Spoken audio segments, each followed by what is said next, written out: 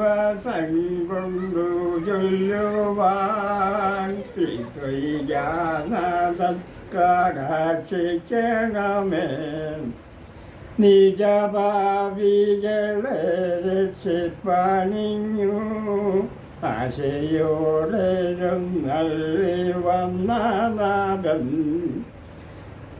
തൽപരൻ നിശിയാതുണയാലൻ്റെ കൽപ്പക്ഷയത്തെ നീക്കി തുണയ്ക്കണം. വെളിവുള്ളിരാതാളം റുഹായിപ്പോൾ തെളിവോടെഴുന്നള്ളി വന്നു.